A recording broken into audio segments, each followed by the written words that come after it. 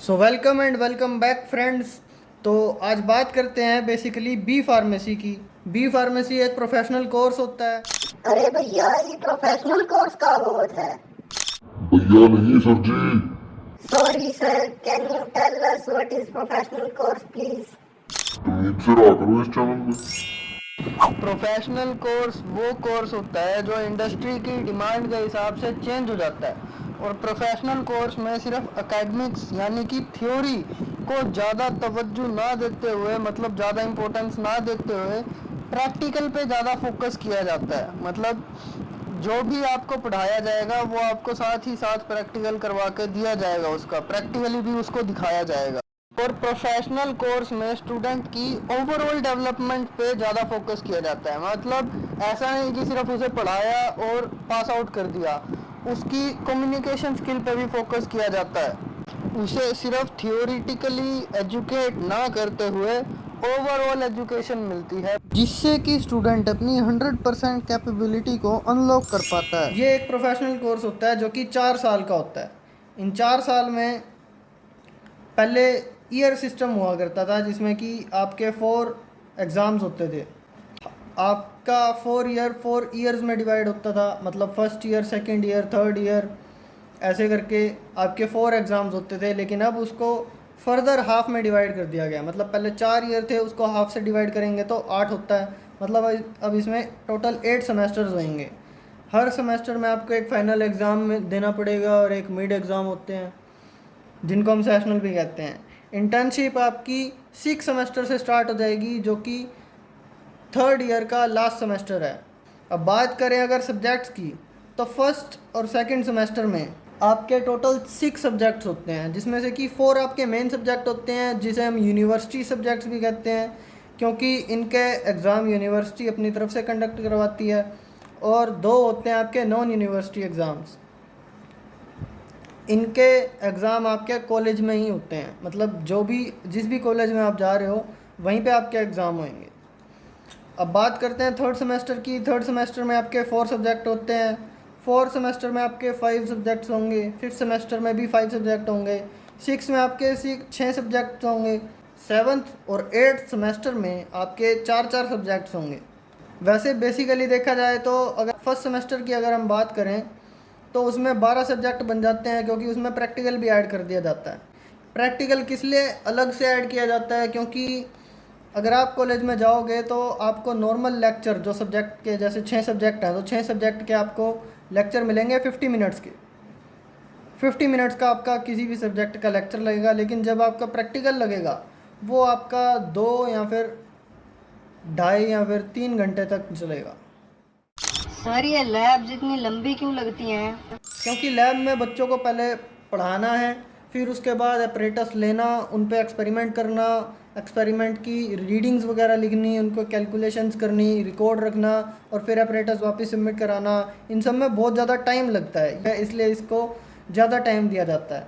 और इसको अलग से ट्रीट इसलिए किया जाता है क्योंकि इसके एग्ज़ाम भी अलग ही होंगे। जैसे नॉर्मली किसी भी सब्जेक्ट का एग्ज़ाम 3 घंटे तक होता है। जब आप रेगुलर डे रूटीन में भी अपनी लैब 3 घंटे की लगा रहे हो, तो 3 घंटे का आपका एग्ज़ाम और 3 घंटे का प्रैक्टिकल, दोनों हम एक साथ एक ही दिन नहीं ले सकते। इसीलिए इनका एग्ज़ाम अलग से लिया जाता है। और क्योंकि इनका एग्ज़ाम अलग से लिया जाता है तो इनको एक अलग से सब्जेक्ट ऐड कर दिया जाता है।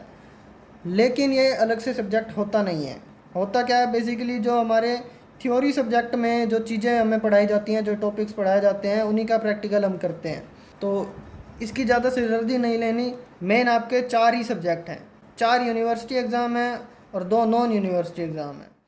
सर ये यूनिवर्सिटी और नॉन यूनिवर्सिटी एग्जाम्स क्या होते हैं?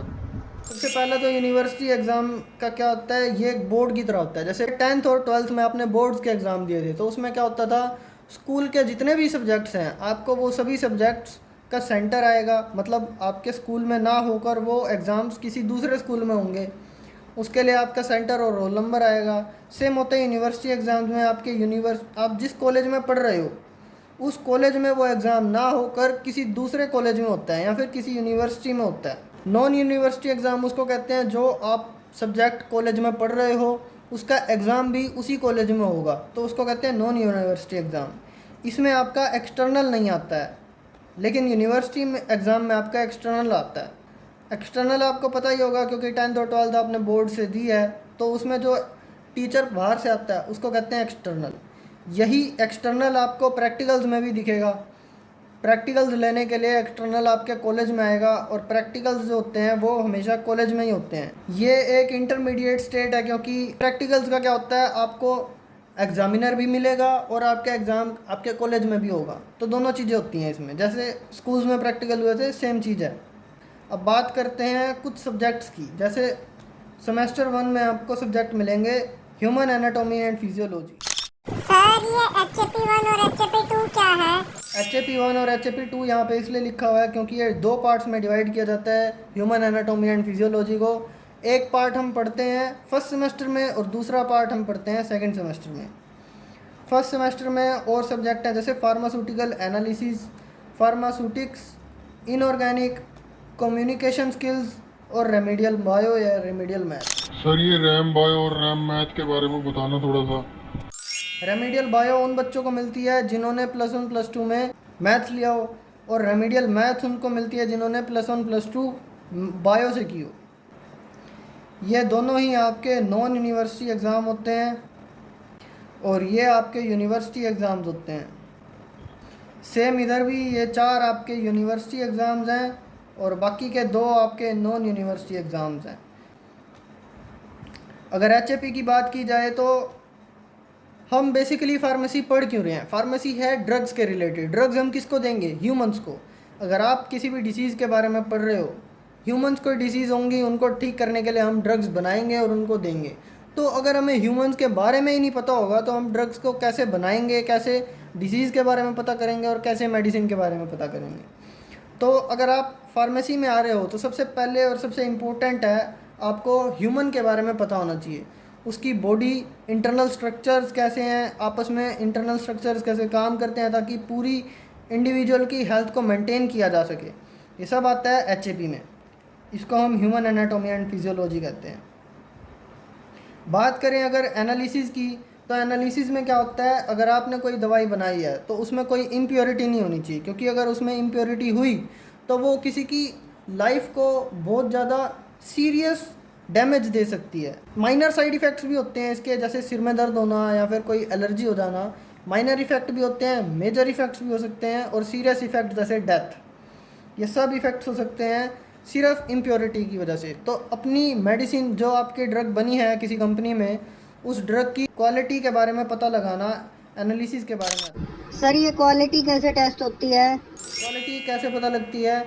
काफ़ी सारे मेथड्स होते हैं, एसेज होते हैं, क्वालिटेटिव और क्वांटिटेटिव टेस्ट होते हैं। ये सब क्वालिटेटिव और क्वांटिटेटिव टेस्ट हम एनालिसिस में पढ़ेंगे। बात करें अगर फार्मास्यूटिक्स की, तो जो हमारी ड्रग्स होती हैं वो काफ़ी सारी टाइप्स की होती हैं। हमें ड्रग सॉलिड फॉर्म में भी मिलती है, जैसे कि कैप्सूल्स हो गए, टैबलेट्स हो गई। हमें ड्रग लिक्विड फॉर्म में भी मिलती है, जैसे कि सिरप्स हो गए, इमल्शंस होगी। हमें ड्रग सेमी सॉलिड फॉर्म में भी मिलती है, जैसे कि क्रीम्स होगी, ऑइंटमेंट्स होगी। हमें ड्रग गैसियस फॉर्म में भी मिलती है, जैसे एरोसोल्स हो गए, जो कि हम इनहेल करते हैं, इनहेलर जिसको कहते हैं। तो ड्रग्स की कितनी सारी टाइप्स होती हैं, उन टाइप्स को कैसे बनाया जाता है, उनके क्या क्या एडवांटेजेस, क्या क्या डिसएडवांटेजेस होते हैं, मेथड ऑफ प्रिपरेशन, ये सब हम फार्मास्यूटिक्स में पढ़ेंगे। इनऑर्गेनिक में हम क्या पढ़ते हैं, जैसे अगर हम ड्रग्स बना रहे हैं तो उस ड्रग में क्या क्या चीज़ है। अगर कार्बन से रिलेटेड कंपाउंड है तो ऑर्गेनिक में आ जाएगा, कार्बन से दूसरा है तो इनऑर्गेनिक में आएगा। तो उन कंपाउंड के बारे में पढ़ना, वो कंपाउंड्स हमें कहाँ कहाँ से मिल सकते हैं, उनकी फ़िज़िकल प्रॉपर्टीज़ क्या होती हैं, केमिकल प्रॉपर्टीज़ क्या होती हैं, उनको हम कैसे कैसे यूज़ कर सकते हैं, उनकी हमारी क्या रिक्वायरमेंट्स होती हैं, ये सब हम इनऑर्गेनिक और ऑर्गेनिक में पढ़ेंगे। तो पैथोफिजियोलॉजी क्या होती है? पैथो का मतलब हुआ पैथोजन। पैथो वर्ड आया है पैथोजन से। पैथोजन हमें डिसीज़ करता है। तो डिसीज़ में हमारी बॉडी कैसे फंक्शन करती है उसको कहते हैं फिजियोलॉजी। फिजियोलॉजी का मतलब होता है फंक्शन। पैथो का मतलब हुआ पैथोजन। पैथोजन से जो हमें डिसीज़ होगा, उस डिसीज़ में हमारी बॉडी कैसे फंक्शन करेगी, इस चीज़ की स्टडी को कहते हैं हम पैथोफिजियोलॉजी। इसमें आप डिफरेंट डिसीज़ के बारे में पढ़ोगे, उनमें हमें क्या क्या सिम्टम्स आते हैं और उनको कैसे ठीक किया जाए, ये सब हम पैथोफिजियोलॉजी में पढ़ते हैं। ऐसे ही बायोकेमिस्ट्री की भी एक अलग अपनी ही इम्पोर्टेंस है, जो कि आपको आई कार्ड पे आई वीडियो में मिल जाएगी। अगर इन सब्जेक्ट्स को पढ़कर आपके मन में क्यूरोसिटी जगी है, आपको इंटरेस्ट आया इनके बारे में, तो अभी की अभी आपके लिए एक होमवर्क है। वो होमवर्क है कि फर्स्ट 2 सेमेस्टर के बारे में तो मैंने आपको बता दिया, लेकिन जो बचे हुए सेमेस्टर हैं 3rd to 8th सेमेस्टर में आपको कौन कौन से सब्जेक्ट होंगे और उनकी क्या क्या इंपॉर्टेंस है, आपको ये सब अभी की अभी जानना है अगर आप बी फार्मेसी का कोर्स करना चाहते हो। इस वीडियो को यहाँ तक देखने के लिए बहुत बहुत धन्यवाद। जय हिंद, जय भारत।